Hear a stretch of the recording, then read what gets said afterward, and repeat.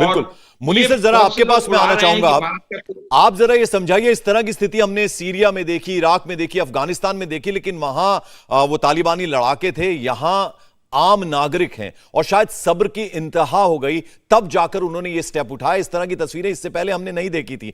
और चीन की हमेशा से विस्तारवादी नीति रही है और वो हमेशा से इस तरह का लालच देता है, इस तरह से सपोर्ट करता है, फिर अचानक हाथ खींच लेता है। और शायद ये समझने में श्रीलंका से गलती हुई है। देखिए, चीन भी एक फैक्टर जरूर है, लेकिन श्रीलंका में गलती हुई वहाँ के सत्ताधारी लोगों की वजह से। एक तो आपने परिवारवाद का नाम लिया। श्रीलंका में परिवारवाद बहुत सशक्त रहा है। भंडार नायक के फैमिली पहले राज करती थी, ऐसे सिचुएशन वहाँ नहीं आई पहले। तो ये जो सिचुएशन आई है वो राजनीतिक सूझबूझ की कमी की वजह से आई है। आर्थिक संकट को बिगाड़ा इस सरकार ने।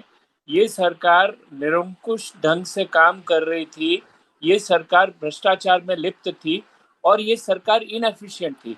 और इसीलिए जो इकोनॉमिक पॉलिसीज उन्होंने ली, वो इकोनॉमिक पॉलिसीज बूमरैंग करी, जिसकी वजह से फॉरेन एक्सचेंज क्राइसिस वहाँ पैदा हो गई और लोगों को खाने पीने का सामान मंगाने की इंपोर्ट में जो पैसा चाहिए वो भी नहीं मिला।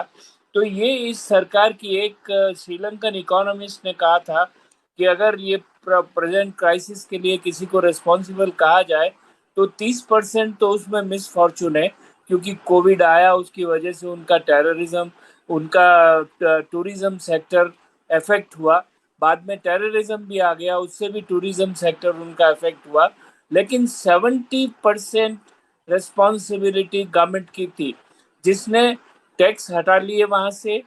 वो फर्टिलाइजर्स आ रहे थे, उनके इंपोर्ट पे उन्होंने पाबंदियां लगा दी, जिसकी वजह से टी का प्रोडक्शन, जो उनका मेजर एक्सपोर्ट आइटम है, वो कम हो गया।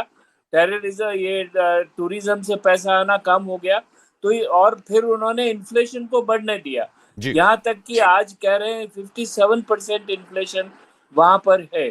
तो ये सरकार की नासमझी और गलत नीतियों की वजह से हुआ है, जिसमें इकोनॉमिक क्राइसिस पॉलिटिकल क्राइसिस में बदल गई है बहुत सीरियसली। बिल्कुल। तो अब पहले इकोनॉमिक आर्थिक से संकट पहले था, भी। वो राजनीतिक संकट के रूप में उभर कर आया है। आसाना सर, आपके पास जरा आप ये समझाइए कि हमने देखा कल जिस तरह से सब कुछ शांतिपूर्वक तरीके से हो रहा था, हालांकि उत्पात जरूर मचा रहे थे राष्ट्रपति भवन के अंदर जाकर, लेकिन कोई उस तरह की हिंसा की खबरें नहीं थी। देर शाम होते होते प्राइम मिनिस्टर का घर जलाया गया, उनका जो निजी आवास है उसको जला दिया गया। हमने देखा कि सेना कहीं ना कहीं उनका सपोर्ट जनता को था, और ऐसा तो खबरें भी थी कि 400 पुलिसकर्मी बाकायदा सपोर्ट कर रहे हैं इस पूरे आंदोलन को। देखिए, इसमें कोई शक नहीं है कि स्थिति बहुत दुर्भाग्यपूर्ण है और बहुत ही खतरनाक भी है, जिसको कंट्रोल में लाने की ज़रूरत है। क्योंकि ये किसी भी देश के लिए ये बहुत दुर्भाग्यपूर्ण माना जाएगा जब ये ऐसी हालत होती है। मेरे से पहले जब सभी पैनलिस्ट ने कारण बताए हैं काफ़ी, और मैं सब कारणों से सहमत हूँ। इतना जरूर कहा जाएगा कि राजनीतिक संकट और आर्थिक संकट, आर्थिक संकट ने राजनीतिक संकट को बढ़ाया, और राजनीतिक संकट ऐसा है वो अगर ठल भी जाए तो आर्थिक संकट इतनी जल्दी कम होने वाला नहीं है। इसलिए श्रीलंका के लिए प्रॉब्लम एकदम इमीडिएट प्रॉब्लम ही नहीं है, लंबी प्रॉब्लम है। अभी इसमें अगर देखा जाए तो परिवारवाद के बारे में आपने कमेंट्री में बताया, बिल्कुल सही बात है। नीतियां गलत थी, इसमें भी कोई शक नहीं है, और कुछ उनकी किस्मत भी खराब थी। जैसे नॉन फॉर्मल इकोनॉमी है, टूरिज्म सेक्टर उनका एक ही मेन सोर्स है, जरिया है इनकम का, और बाकी नीतियों में से जो उनके निर्यात हैं उनको भी परेशानी हुई है। ये बात अलग है। दूसरी चीज जो सबसे बड़ा लेसन उभर के सामने आता है कि चीन से जिसने भी पैसा लिया, एक रेशियो माना जाता है कि अगर आपका जो उधार का रेशियो है और जो आपकी जीडीपी है, अगर वो गड़बड़ा जाता है, अगर आप बहुत ज्यादा उधार ले लेते हैं, तो आप जाहिर है कि चीन के डेब्ट ट्रैप में घुस जाएंगे। अभी हालांकि बांग्लादेश की इनसे जो जीडीपी है वो 5 गुना है, लेकिन उनका लोन इनसे काफी कम है, इसलिए वो सेफ है। पाकिस्तान के केस में वही हालत है, तकरीबन यही हालत है, और आज नहीं तो कल पाकिस्तान भी अगर अपने आप को संभाल नहीं पाया तो इसी हालत में जाएगा।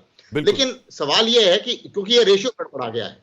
दूसरी बात यह है कि अभी क्या करना चाहिए। सबसे इंपॉर्टेंट चीज ये है, जाहिर है कि ये 13 तारीख की बात कर रहे हैं कि मैं रिजाइन करूंगा। मेरे विचार से इन्हें अनाउंसमेंट अभी करना चाहिए और इनको एक्चुअली अनाउंसमेंट बहुत पहले कर देना चाहिए था राष्ट्रपति को कि मैं रिजाइन कर रहा हूं, क्योंकि राइटिंग तो थी on the wall. India TV हर वक्त हर जगह डाउनलोड करने के लिए सर्च करें India TV news Google Play Store या ऐप स्टोर पर।